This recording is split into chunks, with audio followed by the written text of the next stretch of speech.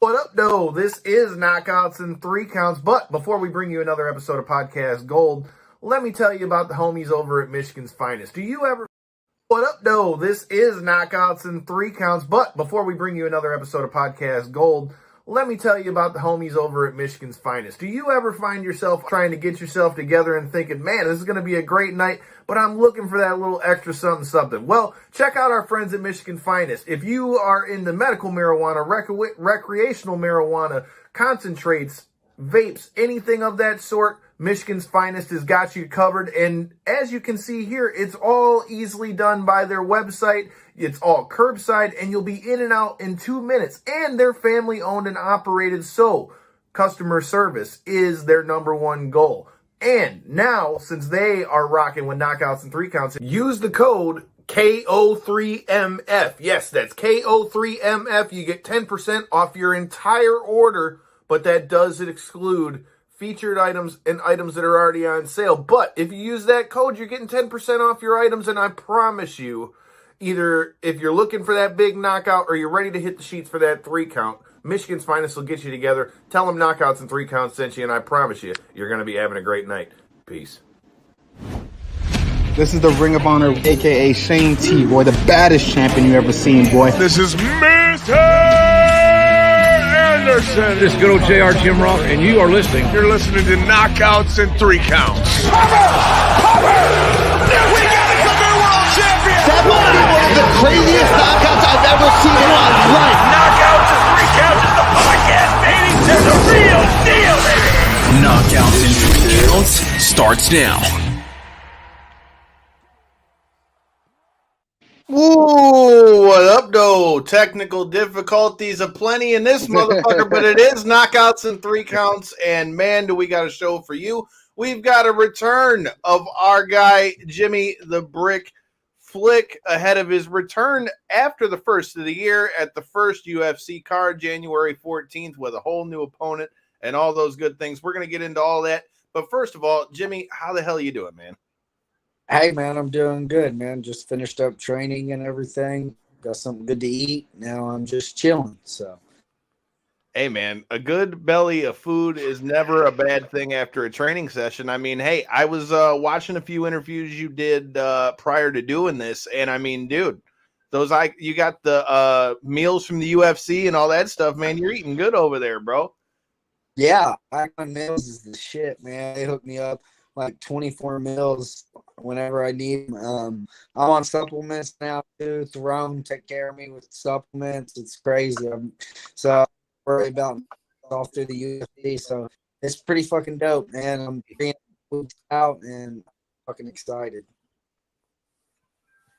Well, Corey, I know this has been one you've been looking forward to. What do you got for Jimmy? Well, first, since we're kind of already talking about the food thing, it's got to be nice, right, to have that food catered and stuff like that. That's the difference in the stuff like that that makes you feel like a real professional athlete, right? Yeah, most definitely. I never had the opportunity before. I guess they offered it before, but I never really read into it, and I figured it out. And I even got another buddy locally, Shark Bite Meal Prep. He's been hooking me up for like the last 12 weeks already, so it's helped out. Now on top of that, I ain't got to cook. My girls love it too, so my 10 and 5-year-old eat it as well, so I ain't got to cook. I ain't really got to do too much grocery shopping. It's helped out a lot. Hey, man. Yeah, free food, man. Hell yeah. Who the hell doesn't like free food? Well, wait. Before we wait for, I just want to know this real quick. Have you really never had broccoli since like recently? Is that a real thing? Not 2 years old, dog. True story. I thought I was picky. I'm very picky. My friends always say I'm Right. like a 5-year-old. You know, most of the time I'm getting chicken nuggets and French fries when I go places. Dude, I love it. Bro, I'm not mad at it at all. I have Crohn's disease, and I'm pretty picky my damn self. So for me, a lot of times it's like the chicken tenders and the cheeseburgers. I'm not on the weight cuts no more, so I don't feel your pain anymore. But I've been there, so I respect it. But with that being said, before we get to your return back to the UFC, tell me a little bit about like what made you step away? Because anyone who knows and has followed you looks like Corey's having internet issues now.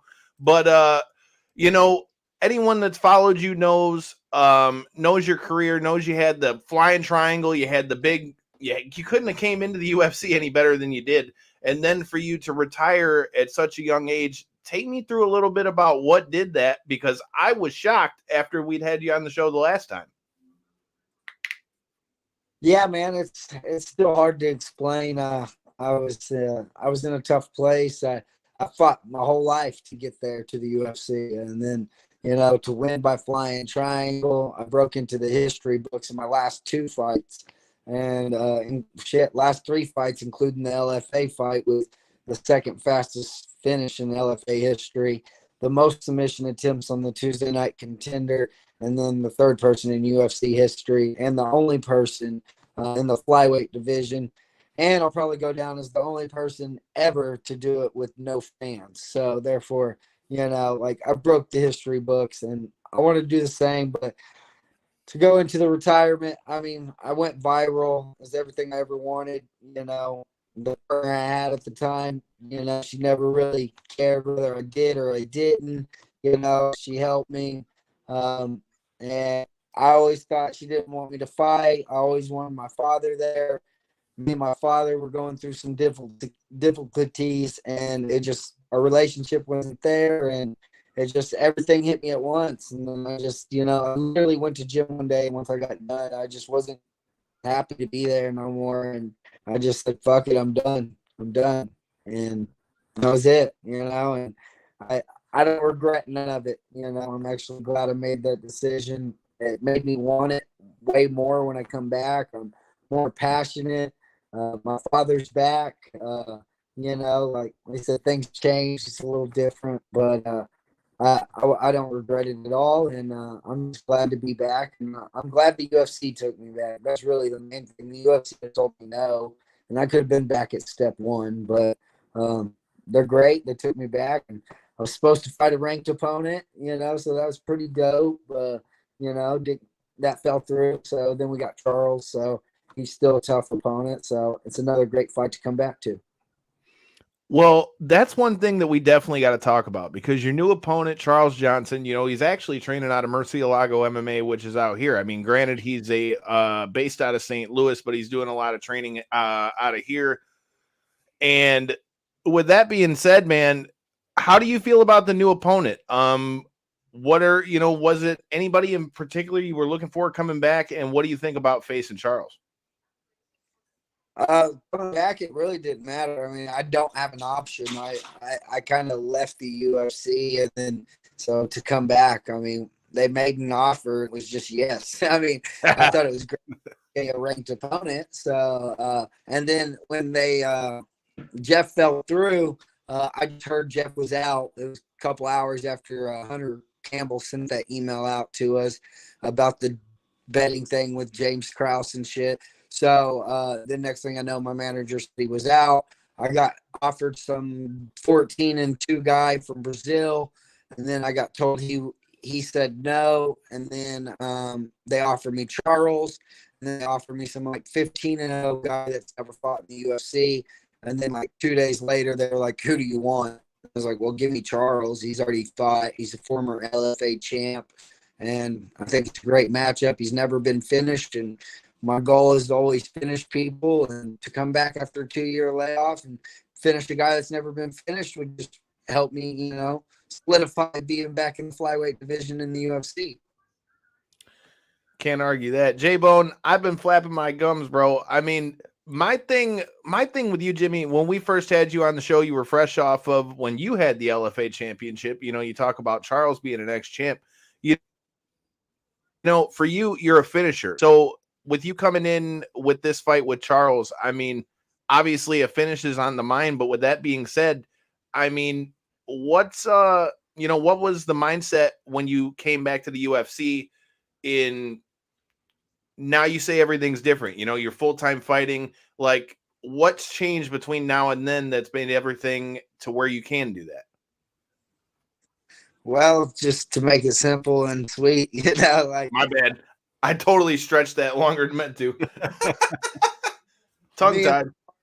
That I was with at the time, are no longer together. And, I got 2 girls, and and I split my time with them. Got them half the time, and I asked them what they felt like if Dad went back to fighting, and they loved the idea. And really, that was the only ones I had to get it okayed by. And once I got back into the gym, the rest was history. I was happy to be back, and I didn't think I was going to quit my job as quick, but I got some sponsors on board. Raised up the sponsorship a little bit. They all jumped on board. Was happy to have me back, and it helped me quit my job. And the last 5 weeks of this camp will be, with no job. So that's something I've never had before, and now I'm able to, make my own choices and, risk everything I got, to make this run. All in, man. He's all in. I want to talk about Charles a little bit. So changing the opponent, like you said, this guy's never been finished before. Is that going to alter your game plan coming into the fight? Does it change your mindset at all? How do you approach the fight knowing that he's never been finished as you are a finisher in the career? So how does that affect your game plan? Oh, it's no different. Look at Greg Fisher. He had never been finished when I fought for the LFA title. I was an underdog. Not only did I finish him, I didn't punch him, and I finished him in 38 seconds. Then you go to Nate Smith. He was 6-0 as a professional, undefeated, freestyle Greco champ or something, the guy had, amazing wrestling background. And DC didn't even think I could out wrestle him. And not only did I out wrestle him, I worked the guy for 3 rounds, and I finished him with like 2 minutes left in the 3rd round. So if I don't finish, I'm always trying to finish, as you can see in the Tuesday Night Contender. And I just go, and I don't stop. I try to dominate. I hate the fucking scorecards. I've been screwed once. I've only hit the scorecard 3 times out of 21 professional fights. I had 7 amateur fights. I never hit the scorecards. I got a Muay Thai fight I hit the scorecards on. I thought it was a little closer than they scored it. So I hate going to the scorecards. So I like to finish, but it doesn't change nothing, man. That's the whole goal, is to finish the fight, and then I know I win. But if I don't finish, I'm going to try to dominate it, every aspect. Hey, we've hated the scorecards lately too, right, Kyle? Dude, you're not kidding. With that being said, what do you think as a fighter yourself on all this stuff with the scorecards? Is there anything that you think they could change that you can think of that you think would change that, whether that be open scoring or anything or better training for the judges, or a more strict criteria on what is being judged? Like, do you have any thoughts on all that with all this stuff we've seen with Doug Crosby? Oh yeah, most definitely. I think they should do it after every round. In Kansas, that's how they do it. I know a few other states do it, because if you see after every round, then it's your coach's job to be like, this is how they're scoring. All right. Or we got 2 judges scoring this way. We got 1 judge scoring this way. So that's how we're going to adjust between rounds. And then if you're down 2, you're down 2. If it's 1-1, it's 1-1, unless it's championship rounds. I think, yeah, you should have open scoring between every round. I think that's the best way to do it, because then there's no arguments going into the 3rd round. Like, well, I thought it was up 2-0, we have open scoring. So you either know. So I think that's the way it should be. And I would love that, because after every round, if you're winning or you're losing, and our coaches will know how they're judging the fight. I couldn't agree more with that. That's something we've seen in boxing for a long time, and I wondered why we haven't seen it more in MMA. We've seen it here and there in some places, but never really at a real level with, the UFC. And I think, if anything else, it's a good first step to making things more, like a more even playing field. Because here's the other thing, especially when you have cards like, even if you talk about like the Strickland fight with Cannonier last weekend, you had one judge that had it scored the exact opposite way for Strickland than the other judge who scored it for Cannonier. Just even with stuff like that, if you were able to see what somebody's seeing round by round, that's got to be such more of an advantage for the fighters. Because we just keep seeing this more and more with judging, but I feel like there's got to be something, whether it's a change in the criteria or, I mean, at least they're saying they're investigating Crosby with what happened with that. Yeah, most definitely. And Jared Gordon, I mean, if they would have had open scoring in that fight going into the third round, he would have had a different, So, like, I think they should have open scoring. Well, you already just answered one of the questions I was going to ask is what you think with the Paddy Pimblett fight? Because, I mean, dude, it seems pretty clear across the board from what I've seen. Most everybody I've seen that's seen that fight is Jared Gordon all the way on that one. It's interesting, man, because you would think by 2022, you would think it would be something more clear. But I mean, that was always the thing with the 10-point must system in the first place, because trying to judge it the same way as you're judging boxing, there's just too much extra criteria when it comes to an MMA fight versus a boxing fight to why that doesn't work. So hopefully at some point in 2023 or whenever that we can start to see some sort of change. But with that being said, that also brings up something else I wanted to ask. Like we mentioned with your first opponent, Jeff Molina, what are your thoughts on this whole thing with the James Krause thing, and what do you think about them putting it down the line where you can't bet on yourself or anything like that? Because ironically, our past guest Justin James was the one who bet all of his purse on himself to win, and now with all this stuff with James Krause, everything's changed. So what are your thoughts on all that? Yeah, I think 100%. As long as you're betting for yourself to win, you should be able to bet on yourself all day. Your money, of course, you're betting for yourself to win. I mean, like you said, anybody asks me every time I take a fight, they're like, "You think you're gonna win?" I'm like, "Nah, man, I just think I'm gonna lose. I'm probably gonna knock me out." Like, yeah, I think I'm gonna win. I don't take the fight if I think I'm gonna lose. Like, so, yeah, I think we should be able to bet on ourselves. I think it's kind of crazy that Jeff got booted out of this fight, but if they told me I had 6 weeks and I had to switch camps, I mean, to go to a new coach, I mean, I don't blame him for, especially if he afford not to. I don't blame the guy at all. So it's out of his hands, and it's probably the hardest decision he felt. But I think it's crazy, and I don't know what all these fighters are going to do. I'm curious to see what happens to Krause.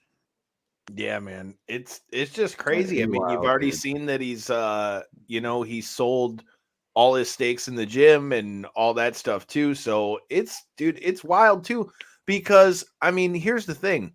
I mean, if you're not fighting, it's crazy, when it comes to the betting, that you can't just bet like regularly.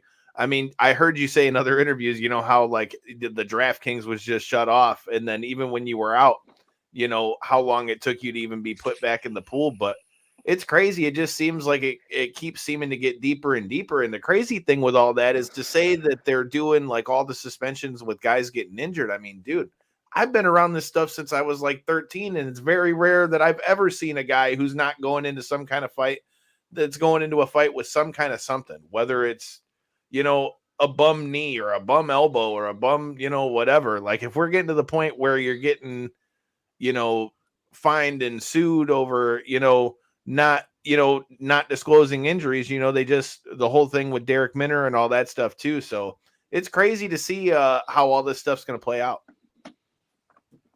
Yeah. I apologize for technical difficulties to get that out the way. Reason why I'm on here with no camera, but to join back at that point, yeah, man, it's crazy to see how this is affecting the whole Krause and Glory fitness and everything. And even your former opponent, I mean, he was on a hell of a streak, and to see him, to your point, now have to hurry up and try to find a new trainer, a new gym and everything like that, like that's tough, man. That's got to be tough as a professional athlete that's built this relationship up with somebody. And you got to feel for Jeff Molina in that situation. And like you said, all the other athletes that trained under Krause, or at least formally trained under Krause. And there's been already a couple that were former athletes of his that have competed since. And it's just like, man, like I say, you got to feel for these guys, man. They got to have so much going on trying to restructure their whole situation. I mean, a lot of these guys, especially with his gym being based out of Kansas City, if I'm not mistaken, Yep. I'm assuming they live more in the middle of the country, to just move camp to, Vegas or whatever the hell. It's not necessarily the easiest thing in the world, I'd imagine. Not at all. All right, man. So with you coming back in with this fight in the UFC, I mean, what are your thoughts? What are your thoughts on your division? It's been a couple years since you've been in the UFC. You're coming back. Your division's hotter than it's been in a long time. What are your thoughts on the division?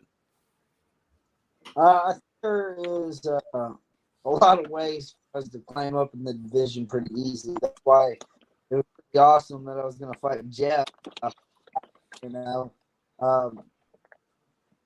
There's a lot of guys that don't know too in the back, like those guys that they offered that never fought in the UFC. So they got their eyes on people in the UFC outside of the UFC as well. And then so many guys contender. First one they offered me, he was off the Tuesday night contender, and but I think it's open, man. I mean, I think we got a lot of strikers that I match up well with my grappling skills. I think it's easy to climb up in the flyweight division. I'd like to go get this win over Charles, and hopefully get one of the opponents in the top 15.